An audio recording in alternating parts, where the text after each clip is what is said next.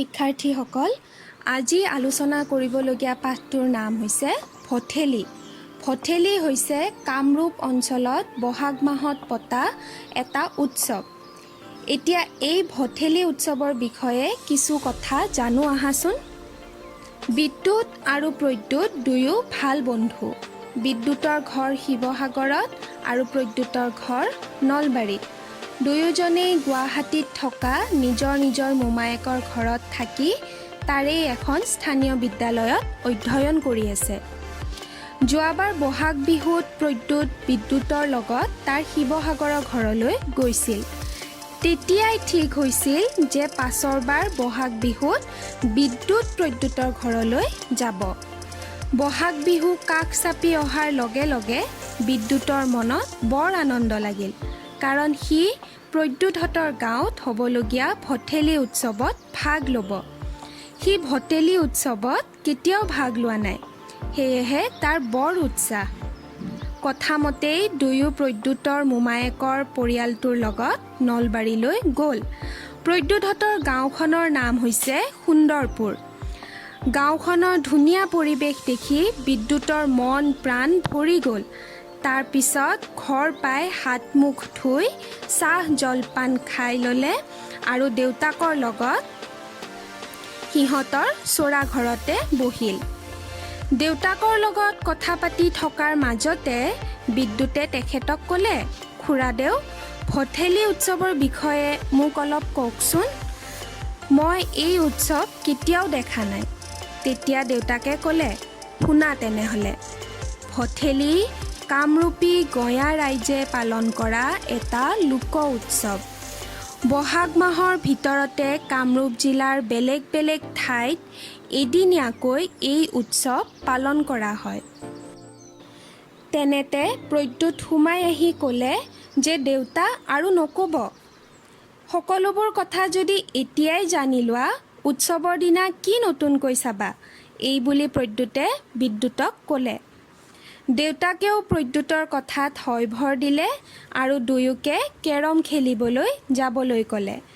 অৱশেষত নিৰ্দিষ্ট দিনটো আহিল ৩ বহাগ, ইংৰাজী ১৬ এপ্ৰিল। সেইদিনা সুন্দৰপুৰ গাঁৱত ভঠেলি উৎসৱ। ৰাতিপুৱাৰে পৰা গাঁওখনৰ সকলোৰে মনত আনন্দ। বিদ্যুতেও ৰাতিপুৱাতে গা পা ধুই প্ৰদ্যুতৰ দেউতাকে উপহাৰ দিয়া নতুন পোছাকযোৰ পিন্ধি সাজু হ'ল। দুয়ো উৎসৱথলীলৈ গৈ দেখে গাঁৱৰ কিছুসংখ্যক মানুহে বাহনিৰ পৰা ডাঙৰ দীঘল জাতিবাঁহ এডাল কাটি আনি তাক চাচি চুৰুকি পৰিষ্কাৰ কৰি লৈছে। তাৰ পাছত সেই বাঁহডালতে আগৰ পৰা গুৰিলৈকে বিভিন্ন ৰঙৰ ধুনীয়া কাপোৰ মেৰিয়াই সজাই তুলিছে। বিদ্যুতে এইবোৰ দেখি আচৰিত হ'ল আৰু প্ৰদ্যুতক সুধিলে, প্ৰদ্যুৎ, এই বাঁহডাল কিয় এনেকৈ সজাইছে? তেতিয়া প্ৰদ্যুতে ক'লে, এইটোক পাৰ বা পাউৰা বুলি কয়। সাধাৰণতে প্ৰত্যেক ভঠেলিত দুটাকৈ পাৰ থাকে, এটা মতা বা দৰা পাৰ আৰু আনটো মাইকী বা কইনা পাৰ। বিদ্যুতে ক'লে, ইয়াত দেখোন এটা পাৰহে আছে। তেতিয়া প্ৰদ্যুতে ক'লে, আচলতে ভঠেলি পতা গাঁওখনত মতা বা দৰা পাৰটো প্ৰতিষ্ঠা কৰি ওচৰৰে আন গাঁৱৰ পৰা কইনা পাৰ অনা হয়। গাঁৱৰ ৰাইজে শংখ, ঘণ্টা, দবা, বৰকাহ আদি বজাই হৰিধ্বনি আৰু উৰুলিৰে এই পাৰ আনি আগবেলাতে ভঠেলি খোলাত পাতে। বিদ্যুতে আচৰিত হৈ আকৌ সুধিলে, দুয়োটা পাৰ দেখোন সমান নহয়। তেতিয়া প্ৰদ্যুতে ক'লে, দুয়োটা পাৰ সমানকৈ নুপুতে। ওখ পাৰটো মতা বা দৰা পাৰ আৰু চাপৰ পাৰটো মাইকী বা কইনা পাৰ। তেতিয়া বিদ্যুতে এটা ঘৰ দেখি প্ৰদ্যুতক সুধিলে, এইটো কি ঘৰ?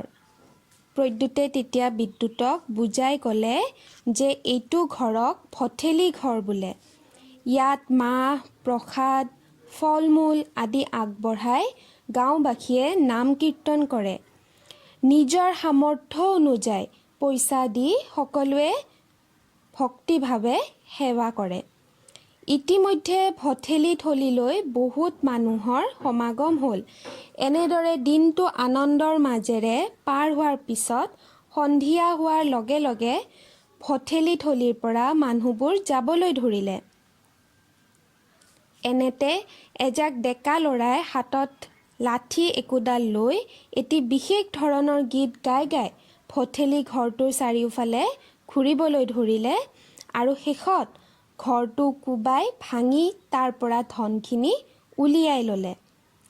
বিদ্যুৎ তেতিয়া আচৰিত হৈ প্ৰদ্যুৎক সুধিলে, প্ৰদ্যুৎ, দাদাবোৰে ঘৰটো কিয় ভাঙি পেলালে?